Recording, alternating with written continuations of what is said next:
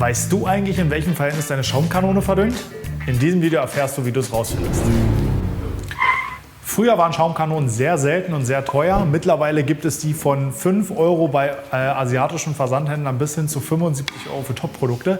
Dabei sind nur ganz wenige dabei, wo der Hersteller die Verdünnung angibt. Deswegen haben wir uns mal Gedanken gemacht, wie man am besten herausfinden kann, wie die Schaumkanone verdünnt. Zumindest in der maximalen und in der minimalen Stufe und irgendwo in der Mitte. Dann haben wir wenigstens einen Anhaltspunkt, wie stark wir verdünnen müssen. Wer einfach einen pH-neutralen Snowfoam verwendet, für den ist es nicht so relevant. Da geht es dann darum, dass ich herausfinde, in welcher Einstellung macht die Kanone ein gutes Schaumbild.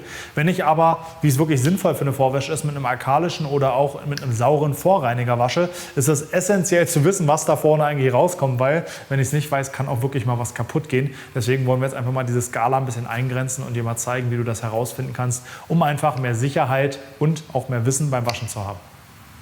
Im ersten Schritt müssen wir die Skala an unserem Messbecher oder an der Schaumlanze miteinander vergleichen, das heißt leveln. Das heißt, wir füllen einmal unseren Messbecher auf 700 Milliliter, kippen den in einen anderen Messbecher, mit dem wir später auch die Differenz messen und stellen fest, aha, hier haben wir ein bisschen mehr als 700 Milliliter, also die Skala ist nicht ganz genau oder nicht genau ablesbar. Das heißt, ich habe meinen Startwert bzw. die Menge, mit der ich erstmal anfange.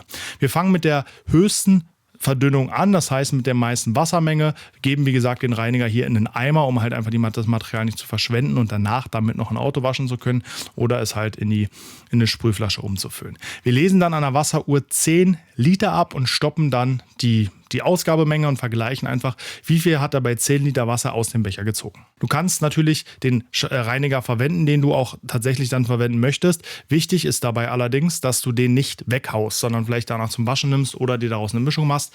Bei wässrigen Reinigern kannst du auch Wasser als Vergleichsmedium nehmen, aber wenn du sehr viskose Reiniger hast, könnte Wasser das Ergebnis verstellen.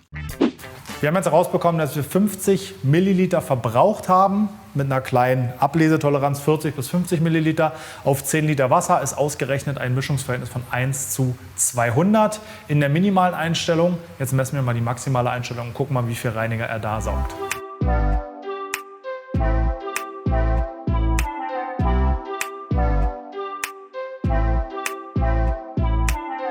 In der höchsten Verdünnung hat er echt ganz schön viel Reiniger gezogen. Deswegen haben wir jetzt nach 2 Litern Wasser gestoppt, weil sonst hatte ich Angst, dass wir im dritten Liter stecken bleiben.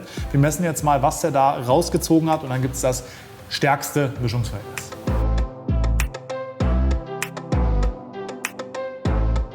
(1 zu 1,78, also abzüglich unserem Messen und Ablesetoleranzen 1:2 in der höchsten Verdünnung. Das heißt, wir haben jetzt eine Riesenskala von 1:2 bis 1:200, wo wir uns finden. Das Schöne ist, wir können natürlich jetzt nochmal eine mittlere Verdünnung machen und uns irgendwie einen Strich ranmachen.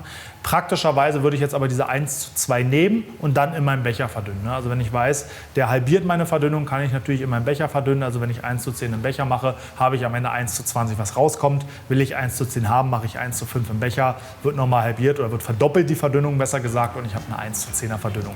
Damit weiß ich wenigstens, wie die Einstellung ist, kann punktuell auch nochmal spielen, aber so kann ich wenigstens gezielt arbeiten und bin sicher, dass ich den Lack nicht verätze und in der vom Hersteller vorgeschriebenen und von mir gewünschten Verdünnung arbeite.